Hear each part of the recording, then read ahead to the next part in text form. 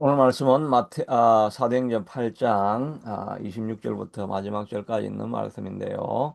이제 빌립이 핍박이 너무 심해가지고 사마리아까지 올라가서 복음을 전하는데 많은 기적도 일어나고 이적도 일어나고 사람들에게 또 성령도 임하고 하는 이런 이야기가 들려지니까 복음이 사마리아에게도 전달된다고 오직 유대민족만 아브라함의 자손으로 구원을 받아야 되는데 어떻게 사마리아 사람들도 이방 사람들도 예수를 믿고 구원을 받을 수 있겠는가? 그렇게 해서 확인차 베드로와 요한을 보냅니다.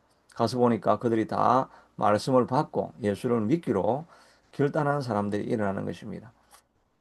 그런데 아직 그들에게 성령이 임하지는 않은 것을 같아서 그들에게 안수할 때에 성령이 임하면서 뭐 방언도 일어나고 뭐 진동도 일어나고 하면서 사람들의 엄청난 변화가 일어나는 것을 경험하게 됩니다. 그러면서 사마리아에도 복음이 전하게 되어지고 이방인도 예수를 믿게 되는구나. 이걸 사람들이 이제 인식을 하게 되죠. 처음으로 이방인에게 복음이 전하는 역사적인 사건으로 일어나게 되어집니다. 이 사건이 있고 난 이후에 정말 사마리아에서 불일듯 복음이 일어나게 되는데 이때 하나님께서 빌립을 불러서 이제 남쪽으로 가서 예루살렘에서 가사로 내려가는 길까지 가라 하니 그 길은 광야라. 이 가사는 요즘 그 팔레스타인의 가자 지구니까 이제 그 블레셋 그쪽에 예루살렘에서 저 지중해 쪽으로 이렇게 쭉 내려가다 보면 나오는 그 도시가 되죠. 가는 길 중간은 이제 광야길로 뭐 사람들이 다니지 않는 그런 길입니다. 거기로 가라고 이렇게 하니까 사마리아에 있다가 이제 급하게 이렇게 내려오게 됩니다. 그러다가 이제 만나서 보니 에디오피아 사람, 그 에디오피아 여왕 간닥의 모든 국고를 맡은 관리인 네시가 예배하러 예루살렘에 왔다가 이렇게 했는데 이 간닥이라는 말은 이 바로도 뭐 애국 왕 이름이 아니죠. 그냥 왕을 칭하는 명칭이 바로이고 뭐 그 몽골은 칸인가 그게 뭐 왕이라는 말이죠. 그 마찬가지로 왕을 간다게라고 이렇게 부른 것 같습니다. 하여튼 여왕의 국고를 맡은 내시가 예배하러 예루살렘에 올라왔다가 이제 내려가는 것을 보게 됩니다. 그리고 이 사람이 읽는 길이 이사야의 글을 읽고 있었는데 성령이 빌립더러 이 술에 가까이 가라 하시거를 가서 보니까 이 선자의 글을 읽고 있는데 어, 선자 본문에 이사야서 본문에 보니까 도살자에게로 가는 양과 같이 끌려갔고 털 깎는 자 앞에서 어린 양이 조용한 것 같이 그의 입을 열지 아니하였다.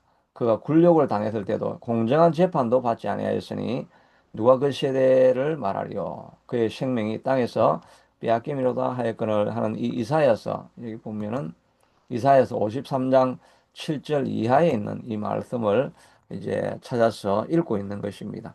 마침 타이밍이 딱 맞는 거죠. 성경을 뭐 읽어서 창세기를 읽을 수도 있는데 창세기가 아니라 이사야서에 딱 예수님에 관한 본문을 딱 읽고 있는 것입니다. 도살장에 끌려가는 양과 같이 또 도살을 당할 때 어린 양이 조용함과 같이 양은 뭐 자기 죽일 때도 그냥 가만히 있는다 그러죠. 조용하게 있으면. 그래서 양을 잡긴 하는데 이거는 뭐 예수님에 대한 이 예언이 확실한 거죠. 예수님이 십자가를 지고 가고 거기서 죽게 하시는데도 예수님이 아무 저항도 하지 아니하고 조용히 틀 깎는 자 앞에서 어린 양과 같이 그냥 조용히 저항하지 아니하고 그냥 십자가에 그대로 매달렸다가 이제 돌아가시게 부당한 재판을 받고 돌아가시게 되는데 이 내시는 이 말이 이사야가 적었으니까 이사야가 자기가 그렇게 그 도살장에 끌려가는 양같이 죽는다는 이야기인가? 이거 아니면 이 누구를 하는 이야기냐? 예수님에 대해서 모르니까 그런 이야기를 하니까 빌립이 가서 설명을 다 해줘. 이것은 이사야가 900년 전에 예언한 내용인데 이 사실이 이스라엘 땅에서 그대로 이루어졌습니다. 예수님이 도살장 앞에 끌려가는 그 양과 같이 저항하지 않고 가셨다가 십자가에 매달려서 죽었다가 3일 만에 다시 살아나셨고, 누구든지 이 예수님의 이름을 믿는 자들에게는 구원을 받는 역사가 일어나게 됩니다. 라고 이렇게 복음을 전가하는 이 사건이 이제 일어나게 되어진 것입니다. 이 정말 하나님께서 하필이면 이 내시를 만나게 하시되, 이 내시가 성경을 딱 이사야서를 딱 읽고 있을 때 만나게 하셨으니까 놀라운 일치라고도 할 수 있는데, 이것은 이 내시 안에 있는 간절함을 볼 수 있죠. 하나님을 알고 싶고 진정한 예배를 드리고 싶고 이런 간절함이 있는 곳에 성령님이 사람을 보내어 가지고 만나게 하시는 것입니다. 이 에디오피아니까 에디오피아에서 그 예루살렘까지 예배하러 온다는 거는, 이건 자기도 그냥 그 내시로서 재무장관이니까 뭐 바쁘기도 하고 할 일도 많이 있을 텐데도 불구하고 다른 사람은 안 가는데, 이 사람만 유독이 예루살렘까지 올라와 가지고 예배를 드리니까 그 마음속에 얼마나 이런 간절함이 있었겠습니까? 하나님을 알고 싶고 진정한 하나님에게 을 만나고 싶고 진정한 하나님에게 예배하고 싶은 그런 간절한 마음이 있으니까, 그리고 돌아갈 때도 성경을 펴놓고 어떻게 하면 하나님을 알까 이런 간절함이 있으니까, 그러니까 성령을 보내어 가지고 하나님이 그 사람을 만나게 하시는 것이지요. 우리도 마찬가지입니다. 이 새벽 예배 뭐 이제 두 분만 우리가 같이 모여서 예배하지만, 그러나 우리가 정말 간절함으로 하나님을 만나고 싶고 하나님의 뜻을 따라서 살고 싶고 또 오늘 하루도 하나님이 주시는 힘으로 살기를 갈망합니다라고 하는 이런 간절함이 있는 그곳에 사람을 보내주시, 여기서는 빌립이라고 하는 사람을 보내주셨지만, 그러나 성령이 우리에게 찾아오셔서 우리의 간절한 기도 안에 응답해 주시게 되는 것을 보게 됩니다. 예수님도 마찬가지였죠. 예수님도 그 가이사라 빌립보에 가서, 가이사라 빌립보가 아니고 수르보니게 여인을 만나러 두로와 시돈 지역에 가지 않습니까? 거기 가니까 이 여자가 자기 딸을 고침받기 위해서 예수님께 나와가지고 내 딸을 좀 고쳐주십시오라고 하는데, 나는 이방의 개들에게 우리 자손에게 줄 떡을 줄 떡도 없다. 이렇게 하면서 이방인의 개라고 하면서 너희들은 사람 취급 못 받는다. 이렇게 비하하는 말을 하고, 이렇게 함에도 불구하고 주여 그렇습니다. 옳습니다. 우리는 이방인으로서 하나님 은혜 받을 만한 자격이 없습니다. 그러나 개들도 주인의 상에서 떨어지는 부스러기는 좀 먹지 않습니까? 딸을 고쳐주십시오라고 하니까 예수님이 딸아 내 믿음이 크도다 하고 그 딸이 고침을 받게 되죠. 이 수로보니게 여인은 그 예수님께는 갈 수는 없었지만 그의 마음에 간절함이 있어서 하나님 내 딸을 고쳐주시옵소서, 내 딸을 귀신에게서 해방시켜 주시옵소서, 이런 간절함을 가지고 아마 하나님께 기도하였던 사람이었을 것 같습니다.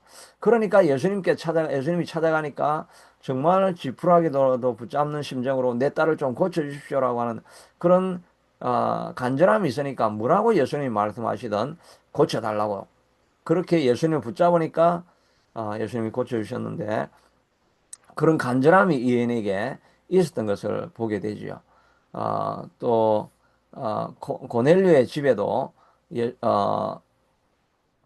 성령님이 찾아가셔가지고 베드로를 부르라고 하고 그 온 집안이 다시 구원을 얻는 역사가 일어나지 않았습니까? 베드로도 고넬료도 하나님을 경외하고 또 뭐 구제와 착한 일도 많이 했지만 하나님을 간절히 사모하는 마음이 있는 그곳에 성령님이 찾아가시고 역사하시고 변화를 일으켜 주시게 된다 하는 것을 우리가 생각해 봐야 되겠죠. 그래서 정말 이 예배는 무엇보다 기대하는 마음, 기다리는 마음, 사모하는 마음이 있는 곳에 예배를 통해서 역사가 일어나게 됩니다.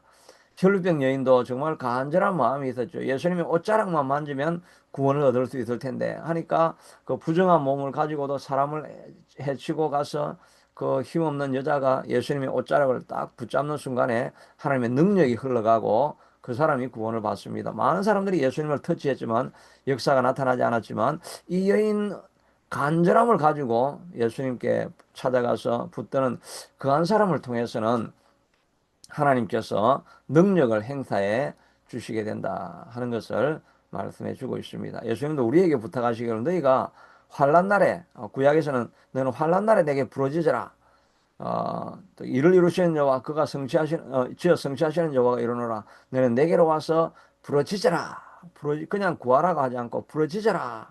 간절하게 찾으라고 하는 거죠. 또 예수님도 구하라, 찾으라, 문을 두드리라.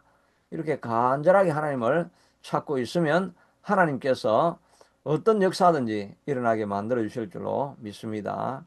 우리도 우리 자녀를 향해서 정말 우리가 눈물로 간절함으로 우리가 기도해야 되겠죠.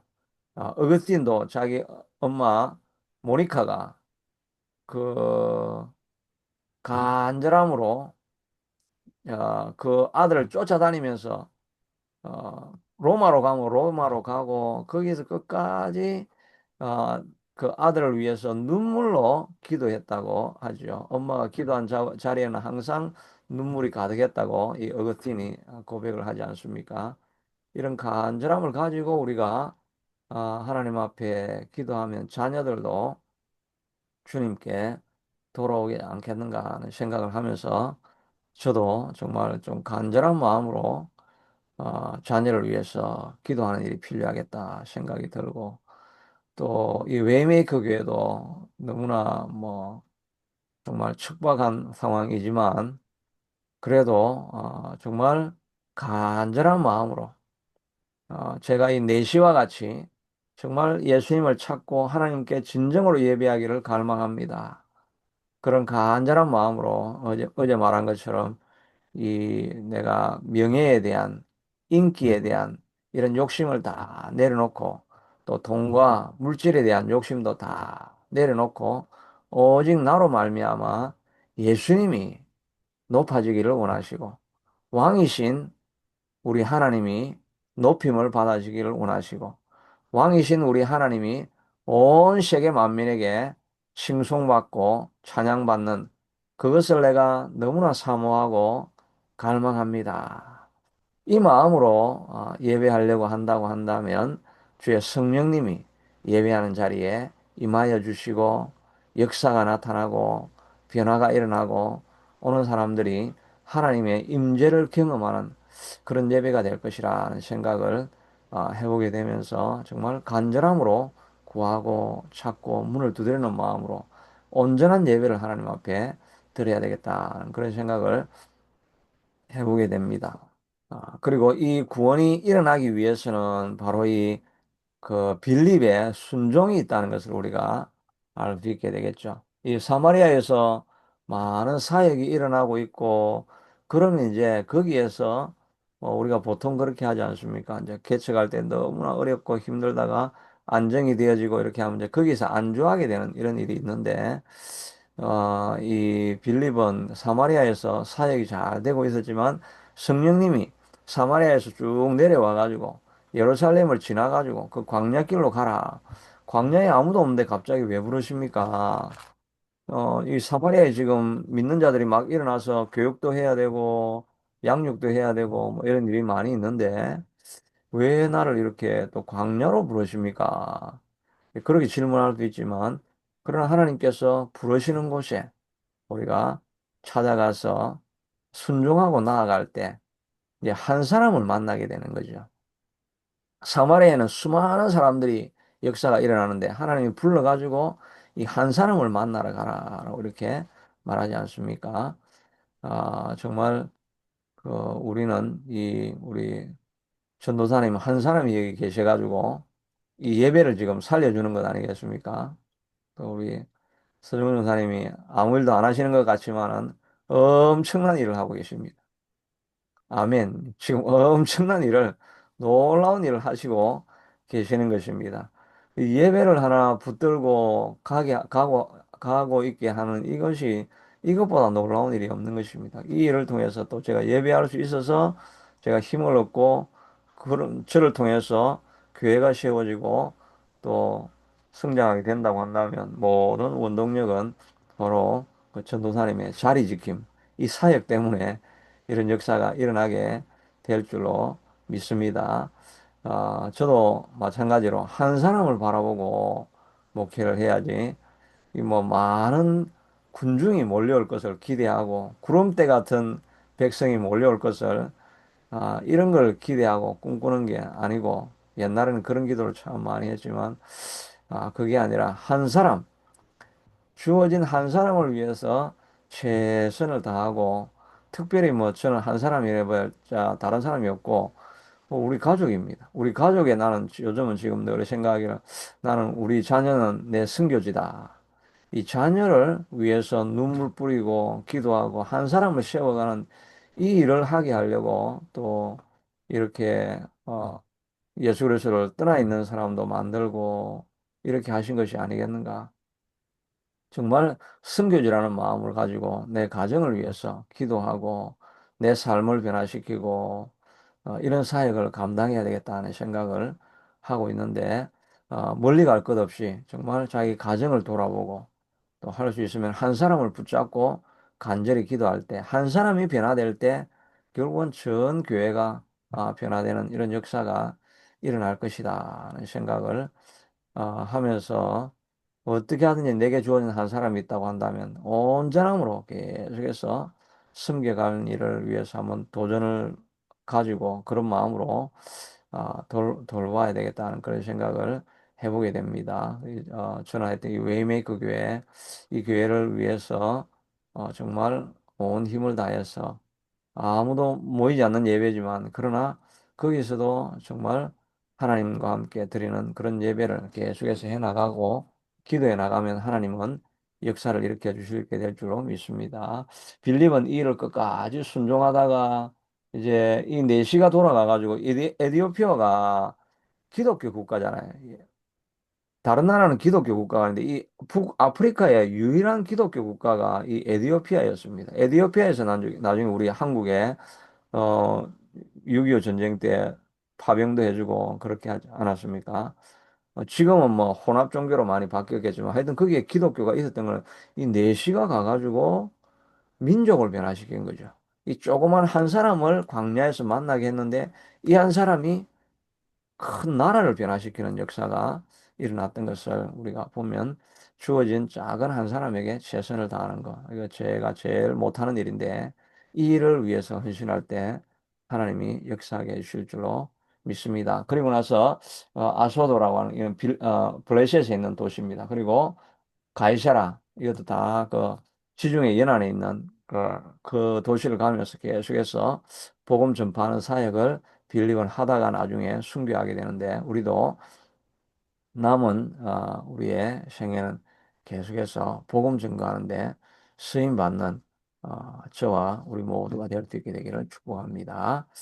기도하겠습니다. 하나님, 한 사람을 눈여겨보시고 간절함이 있고 에디오피아에서 예루살렘까지 와서 예배 드리려고 하는 그 한 사람, 하나님을 찾는 한 사람이 있으니까 빌립이라는 사람을 보내고 성령의 인도하심으로 만나게 하시고 변화를 일으켜 줬는데 하나님 우리도 하나님을 진심으로 찾는 간절함이 있는 곳에는 언제나 예수님도 오시고 성령님도 오시고 하나님도 주목하시는 것을 기억하고 진실된 마음으로 주님을 보게 하시고 또 이 한 사람을 변화시키기 위해서 빌립이 순종하고 역사를 일으켰던 것처럼 우리도 주어진 한 사람을 위해서 온 힘을 기울이고 살아가고 복음 전가하는 우리의 삶이 될 수 있게 되도록 축복하여 주시옵소서. 예수님 이름으로 기도드리옵나이다. 아멘.